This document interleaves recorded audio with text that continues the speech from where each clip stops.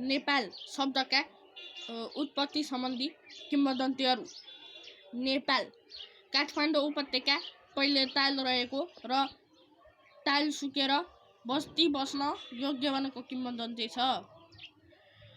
मानिसहरूले पशुपालन पनि सुरु गरे। त्यसै बखत बागमती र विष्णुमती नदीको दोभानमा भगवान ब्रह्माका पुत्र मरीचि ऋषि पुत्र ने नामक मुनिको आश्रम थियो। त्यहाँबाट उनले मानिसहरूलाई धार्मिक उपदेश दिन्थे। त्यसपछि उनले भुक्तामान नामका एक धर्मी गोठालालाई चयन गरे र गोपाल वंशको पहिलो राजा बनाए।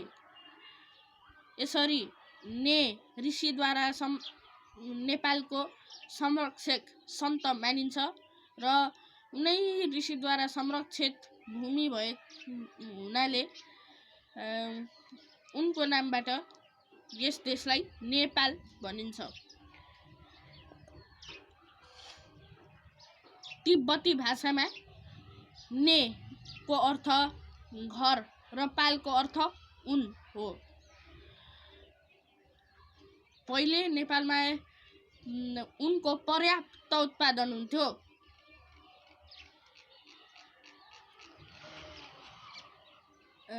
जहाँ उत्पादित उन भारतका महाद्वीपीय राष्ट्रहरूमा निर्यात गरिन्थ्यो।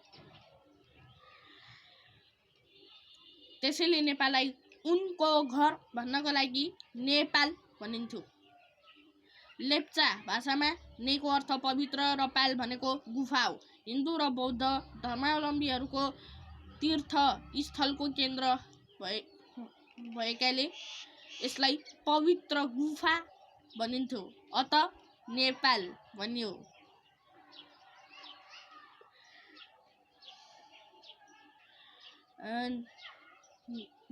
नेवारी भाषामा ने को अर्थ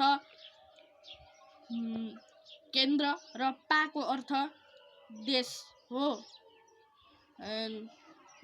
नेपाल दुई ठुला राष्ट्र चीन र भारतको बीचमा अवस्थित छ। त्यसैले केन्द्रीय देश अर्थात् नेपाल भनिन्थ्यो।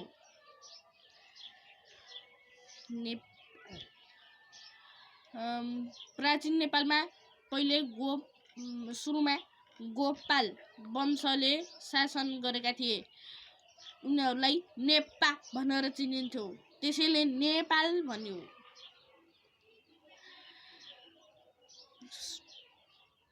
गोपाल वंश,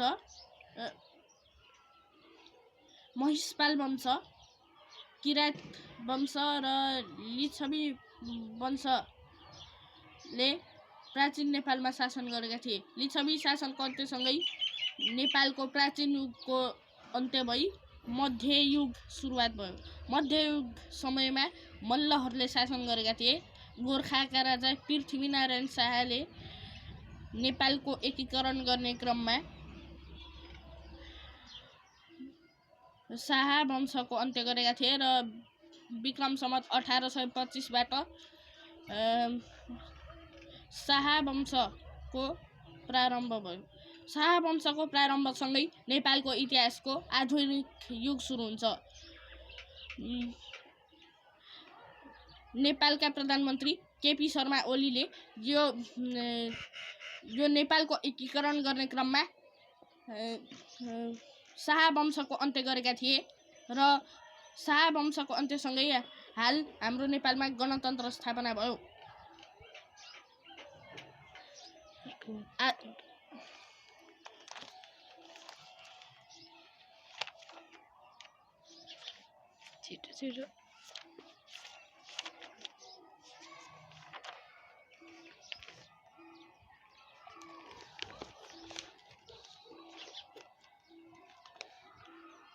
हिमाली प्रदेश।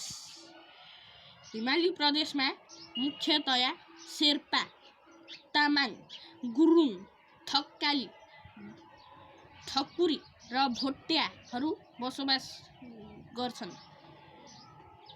यहाँको हावापानी निकै चिसो छ। धेरै जसो मानिसहरू ढुङ्गाले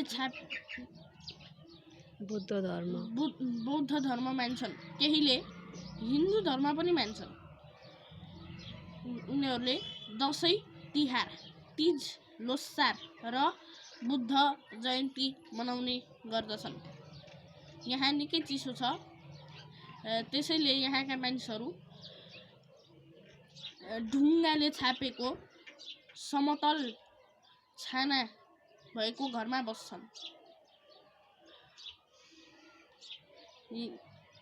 यहाँ निकै चिसो हुनाले खेतीपाती राम्रो हुँदैन। यहाँ आलु, कोदो, जौ, फापर, गहुँ आदि उत्पादन गरिन्छ। यहाँ चिसो हुनाले यहाँका मानिसहरू चिया, गहुँ, फापर, ढिँडो, जाँड र दुध खाने गर्छन्।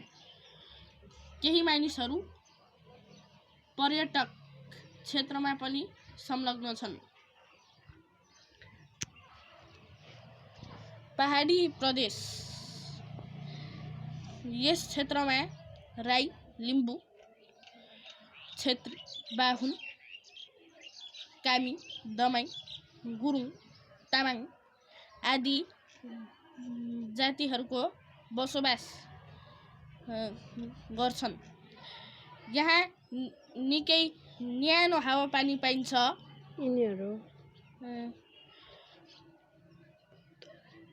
यिनीहरू हिन्दू, बौद्ध, इस्लाम, क्रिस्चियन र किरात धर्म मान्दछन्। उनीहरूले मनाउने चाडपर्वहरू दसैँ, तिहार, तीज, लोसार, शिवरात्रि, रामनवमी र तीज आदि हुन्। यहाँ निकै न्यानो हावापानी भएका हुनाले पुरुषहरूले सर्ट, प्यान्ट, दौरा सुरुवाल आदि लगाउँछन् भने महिलाहरूले चोलो, फरिया, कुर्ता आदि लाउने गर्दछन्। यहाँका मानिसहरू दाल, भात, रोटी, तरकारी आदि खान्छन्।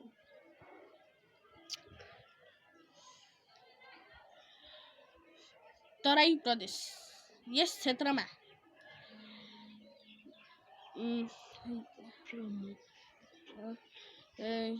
यादव, मण्डल, झा,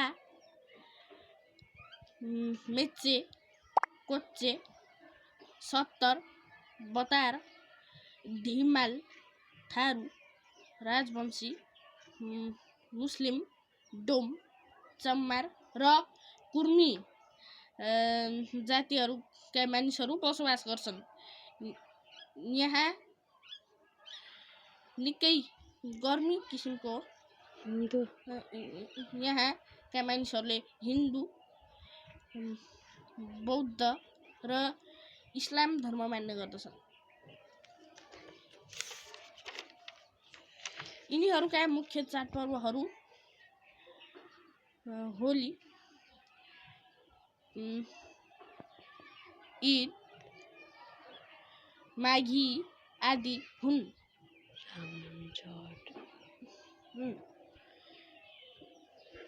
यहाँ निकै गर्मी किसिमको हावापानी पाइन्छ।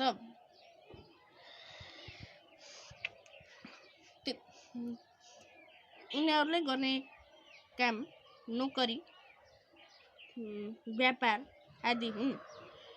यहाँका मानिसहरूले दाल, भात, रोटी, तरकारी, ढिँडो, अचार आदि खान्छन्।